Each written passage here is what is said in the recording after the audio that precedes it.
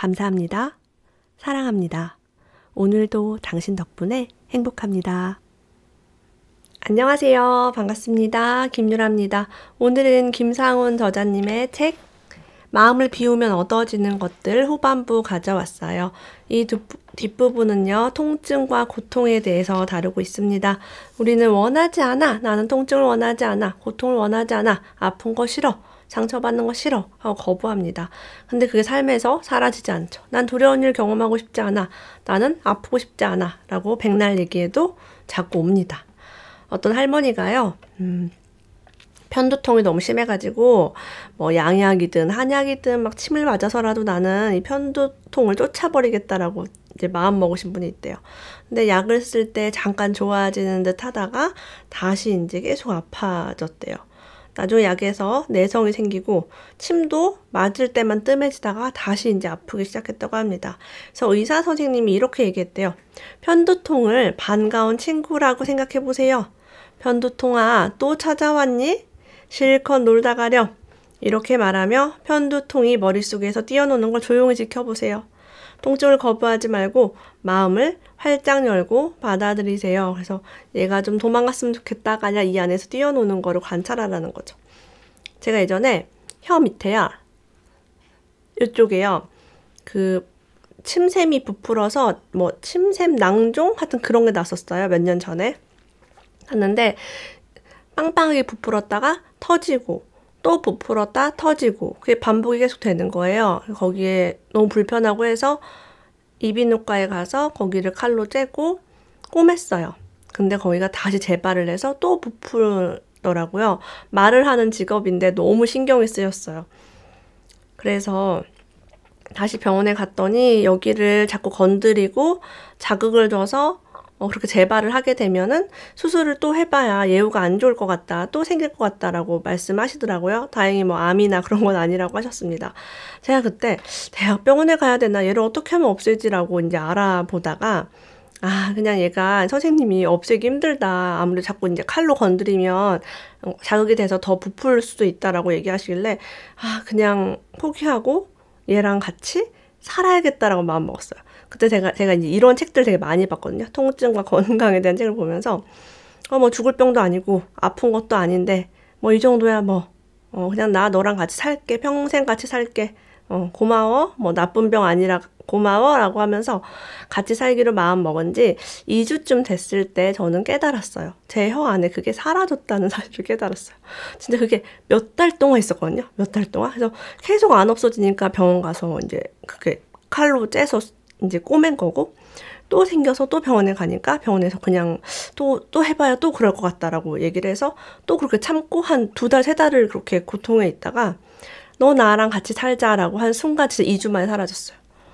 그때가 언제였냐면 제가 심정섭 선생님이라고 그 되게 유명한 우리 심 선생님이랑 같이 필리핀에 간 적이 있거든요. 필리핀에서 정신없이 뭐를 하고 있다가 혀 안에 있는 거 어디 갔지? 라고 제가 그때 깨달았거든요. 그래서 제 기억이 많이 납니다. 그래요. 그래서 저리가 코끼리를 생각하지 마세요 하면 코끼리 생각나는 것처럼 자꾸 생각을 하면 그게 내 몸에 남아있는 거죠.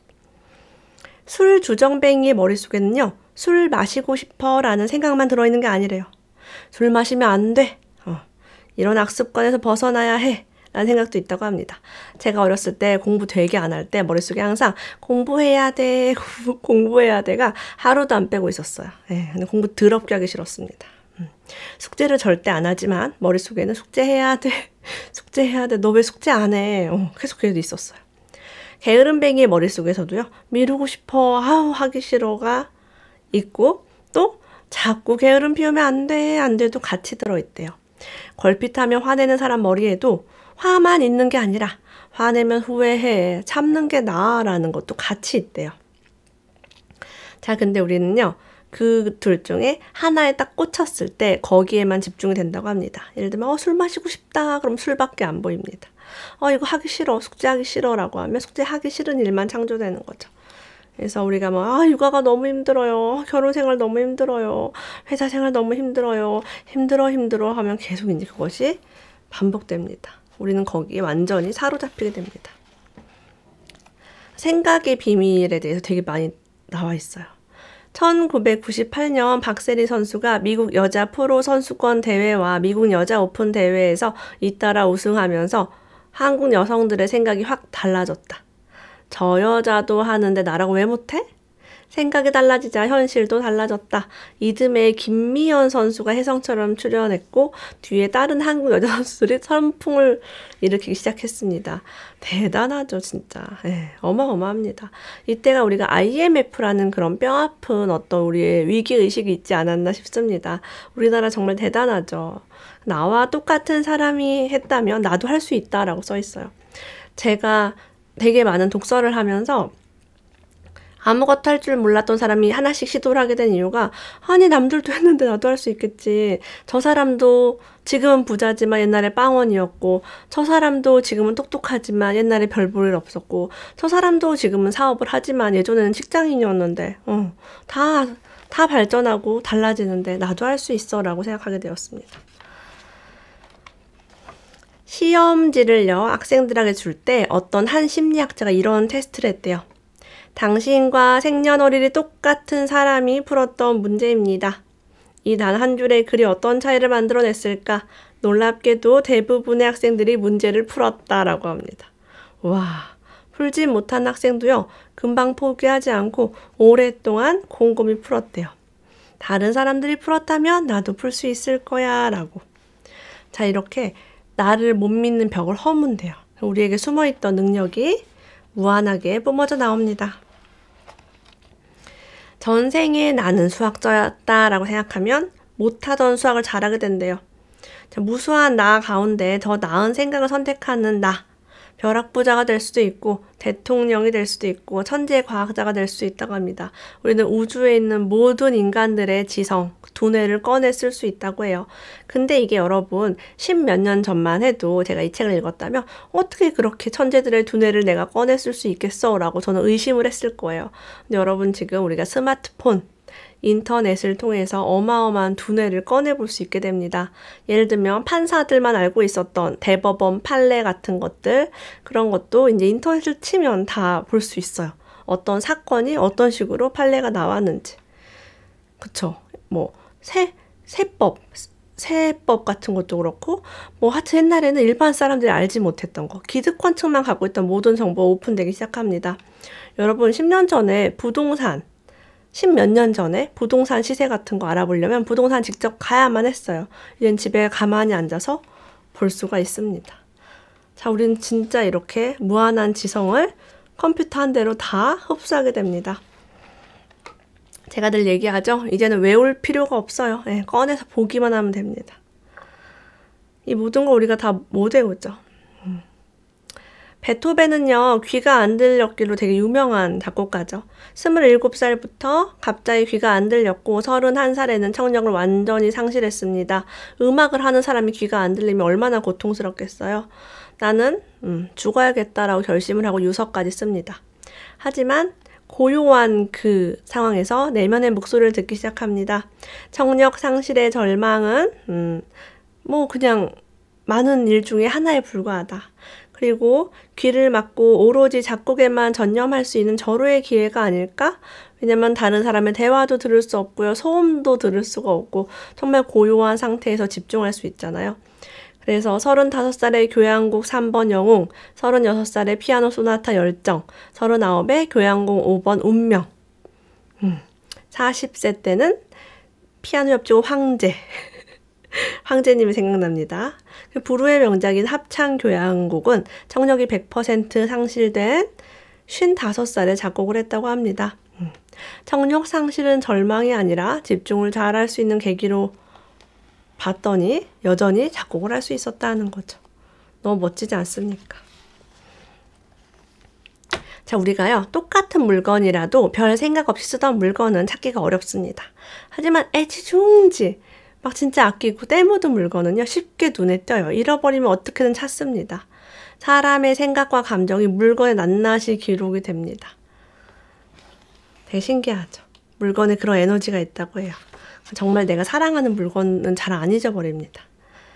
세계에서 가장 유명한 동기부여 강사가 있습니다. 그 사람은 몸통밖에 없는 몸으로 수영도 하고 서핑도 하고 골프도 칩니다.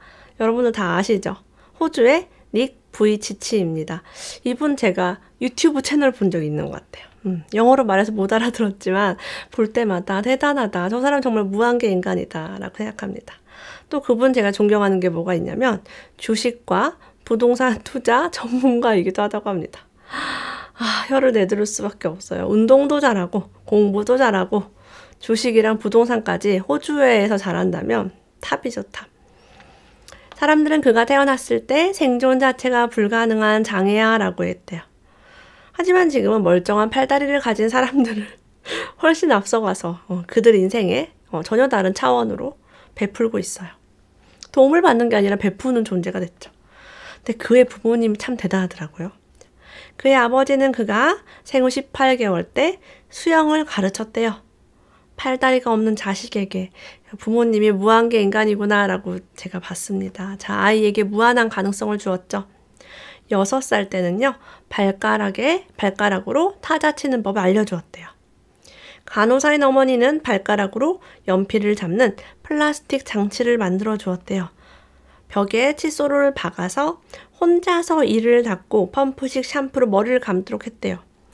벽에 칫솔을 놓으니까 내가 이렇게 움직여서 이를 닦는 거죠. 그러니까 엄마 아빠가 다 해주려고 한 게 아니라 스스로 할 수 있도록 한 거예요. 너무 멋지지 않습니까? 대부분 장애아 엄마들은 너는 아무것도 못할 거야. 내가 보살펴야 돼. 내가 밥 줄게. 내가 양치시켜줄게 하면서 힘드니까 짜증내고 그러고 있죠. 와, 진짜 배울 게 너무 많아요. 어떤 할머니는요, 평생 동안 농사일하고 막 아이도 막 열이나 낳고 고생하고 살다가 나중에 극심한 관절염이 왔습니다. 지금도 시골에 계시는 많은 노인분들이 관절염이 오죠. 나중에 손도 못 움직였대요. 농사일도 못하게 됐대요. 병원에 갔더니 손가락 마디가 모두 구부러져 기형이 되었다. 일할 수 없다라고 했대요. 근데 할 수 있는 일이 없다. 이 손으로 막 부지런히 살다가 얼마나 힘들었겠어요. 나중에 그림을 그렸대요. 이렇게. 그림은 그렇게 무리가 가는 일이 아니다라고 했어요. 정신 건강에도 좋고요. 근데 이 할머니가 나중에 80세에 생애 첫 전시회를 열게 됩니다. 그리고 101세 나이로 세상을 뜰 때까지요. 모두 1600점이 넘는 작품을 만들었어요. 와, 나이브 미술의 세계적인 거장 그랜마 모지스의 이야기입니다. 모지스 할머니 이야기 정말 유명하죠. 진짜 80세에 전시회를 열었습니다. 저 80세에 발레 했던 할머니 그것도 본 적 있거든요. 그러니까 우리가 나이 들어서 한대. 나는 이제 끝났어. 이거는 완전 잘못된 생각이죠. 어떤 사람은요. 스티브 잡스 얘기구나. 네. 아침마다 거울을 보면서 자신에게 물었대요. 오늘이 내 인생의 마지막 날이라면 지금 하려는 이 일을 할 것인가? 그 물음에 No 라는 대답이 나오면 뭔가 다른 일을 해야 한다는 것을 깨달았다라고 해요. 오늘 내 인생 이거 하루밖에 없다면 나 그 사람 만날 것인가? 그 책 읽을 것인가? 이 행동을 할 것인가? 마지막 날에 무엇을 하겠어요, 여러분? 이렇게 살면 정말 하루하루 충실히 살 수 있겠죠. 겉모습에 취한 사람들은 자신의 속모습을 깊이 들여다보지 못한다. 못난 외모는 자신의 속모습을 들여다보라는 우주의 신호다. 나는 왜 이런 모습으로 이 세상에 내려왔을까? 자, 제가 얼굴에 이렇게 큰 점이 있어요. 네. 그래서 저는 화장을 해도 100% 이제 다 지워지지가 않죠. 다행히 옆이라서 앞으로는 많이 안 보이는데 이것뿐이 아니라 잡티 무지하게 많습니다. 근데 저 지금 눈썹이랑 입술만 발랐거든요. 조명 확 쏘고. 자, 저는요, 나는 왜 얼굴에 이렇게 흉측한 게 있을까라는 생각을 했어요. 자, 하지만 있는 그대로 나를 받아들이고 이렇게 자문하면 어느 순간 반드시 대답이 온대요. 자, 이를 깨닫는 순간 못난 외모는 축복이 된다고 합니다. 저는요, 그래서 이제 어느 순간 화장을 이제 안 해도 괜찮다라는 것을 알게 됐어요. 어때? 이런 게 있으면 어때? 있을 수도 있지. 눈이 한짝 없으면 어떻습니까? 코가 없으면 어때요? 그죠? 사는데 아무 지장이 없습니다. 저는 옛날에 이제 얘를 어떻게 하면 없애지라고 생각했을 때 굉장히 고통스러웠어요. 굉장히 고통스러웠습니다. 지금은 너무 감사합니다. 이스라엘의 첫 여성 총리 골다 메이어의 자서전엔 이런 말이 있대요. 못난 외모가 진정한 축복이었다. 나는 못난 외모 덕분에 내적인 힘을 키울 수 있었다. 예쁜 외모가 오히려 극복해야 할 장애다라고 했대요. 뭐 예쁜 외모가 뭐 장애까지는 아닌 것 같고요. 예쁘면 좀 편하고 유리한 게 있을 수 있죠. 그죠? 마음이 예쁜 사람, 잘 웃는 사람, 그런 사람이 예쁩니다. 다 예뻐요. 자, 우리는 정말 무한한 어떤 능력을 가지고 있는데요. 눈으로 보지 못하고 깜깜해서 보지도 못하고 기억도 잘 안 나는 일을 기억하는 방법이 있다고 합니다. 최면을 거는 방법인데요. 이 사건으로 정말 많이 범인을 잡거나 이렇게 활용했다고 해요. 이거 우리나라 얘기거든요. MBC, SBS에 소개되었던 실제 사건이고요. 우리나라도 2005년부터 최면 수사가 도입이 돼서 미궁에 빠진 사건들을 척척 해결하고 있대요. 최면을 걸어서 그 용의자 인상착의를 기억하게 하고요. 그걸 바탕으로 몽타주를 만들고 범인을 잡은 그런 일이 있대요. 너무 신기하죠. 눈으로 못 봐도 깜깜해서 못 봤는데도 두뇌가 잘 기억 못해도 막 차 번호도 막 기억하고 와 뺑소니 운전자도 잡은 그런 스토리가 이 책에 있습니다. 침실에 있던 선인장이 유일한 목격자였던 적이 있대요. 일본에서. 경찰은 선인장 표면에 거짓말 탐지기의 일종인 피부 감지기를 붙여놓았대요. 용의자들을 한 명씩 데려와서 선인장을 보게 했대요. 그런데 선인장이 한 용의자를 대면하는 순간 피부 감지기의 그래프가 비상에 걸린 듯 엄청나게 치솟았대요. 경찰은 속으로 쾌재를 불렀다. 바로 이놈이군. 선인장이 공포 반응을 보이고 있어. 식물도 다 알고 있다. 제가 리뷰한 책 중에 물은 알고 있다 있잖아요. 물은 알고 있다. 물도 알고 있어요. 물도 알고 있고 우리가 밥에도 예쁘다 이런 밥이 안 썩고 못생겼다 그렇게 욕하면 밥이 썩고 그러잖아요. 그러니까 이게 다 우주 만물이 다 기록을 하고 있다는 거예요. 너무 신기하지 않나요? 네. 자, 우리의 몸에 불만이 있을 수 있고요. 내가 가진 어떤 현실에 불만이 있을 수 있고요. 뭐 내가 가진 직업이라든가 내가 가진 돈이라든가 내가 가진 어떤 인맥이라든가 여러 가지에 우리가 좀 고통스럽고 힘들 수 있습니다. 근데 여기 이렇게 써 있어요. 뉴턴 박사가 한 말이래요. 우리 영혼은 분명한 목적을 갖고 태어납니다. 불완전한 신체는 보다 빠른 깨달음을 위해 일부러 선택한 도구이기도 하죠. 한 설문조사로는 전체 인구의 90%는 자신의 신체에 불만을 느끼고 있다고 한다. 완벽한 신체는 고정관념이 낳은 허상이다. 여러분 정말 예쁜 연예인들인데 계속 고치잖아요. 우리가 봐서는 뭐 고칠 게 없는데 계속 고쳐서 나중에 되게 이상해지는 것들 많이 보죠. 그렇습니다. 굳이 그렇게 할 필요가 없어요. 우리 영혼이 요 모양으로, 요 꼴로 이 세상에 온 이유가 있어요. 우리는 그대로 살면 됩니다. 나에게 벌어진 일들이 다 메시지가 있어요. 그걸 알아가면 됩니다. 자동차 왕 헨리 포드는 이런 기고문을 실은 적이 있대요. 나는 26살부터 윤회를 알기 시작했다. 윤회를 통해 우주가 어떤 계획을 하고 있음을 알게 되었고 시간은 제한되어 있지 않음을 깨달았다. 천재성은 경험이다. 천재는 여러분 똑똑한 게 아니라 경험이래요. 어떤 사람들은 천재성이 타고난 재능이라고 생각한다. 하지만 사실은 여러 생을 통해 얻는 긴 경험의 결실이다. 요즘 제가 헨리 포드랑 헨리랑 비슷하다. 헨리 너무 좋아해서 헨리 채널을 보는데 제가 되게 평소에 좋아했던 요은이라는 바이올리니스트랑 지찬이라는 피아니스트가 있어요.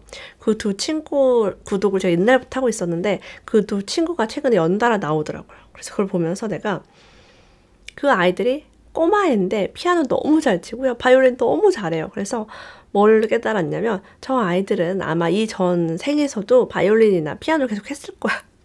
그렇지 않고서는 어른들보다 더 잘해요. 설명할 수가 없죠. 네, 그 어린 나이에 그런 곡들을 연주한다는 게. 헨리도 천재잖아요, 음악적으로. 근데 헨리가 못 따라가고 혀를 내두르더라고요. 근데 여러분 그렇게 어떤 영혼은 경험이 많아서 나보다 경험이 많아서 많이 아는구나 라고 했을 때 우리는 비교를 내려놓고 마음을 평안하게 할 수 있습니다. 왜 쟤는 나랑 동갑인데 쟤는 저걸 잘할까? 꼬마애가 피아노를 저렇게 잘 쳐. 그럼 자괴감이 들어요. 저 옆에 피아노 있잖아요. 이거 칠 맛이 안 납니다. 제가 이거를 천재들과 비교한다면 전 저 피아노 갖다 팔아버려야 돼요. 그렇게 우리는 우리의 인생을 길게 보는 것이 우리의 마음 평정심을 유지할 수 있는 비밀이라고 합니다. 여러분, 천재성은 경험이라고 합니다. 오늘 어떤 것을 경험하시겠습니까? 저는 사랑을 경험하겠습니다. 오늘도 함께 해주신 여러분 감사합니다. 마음을 비우며 얻어지는 것들 함께 읽어보았습니다. 다음에 또 만나요.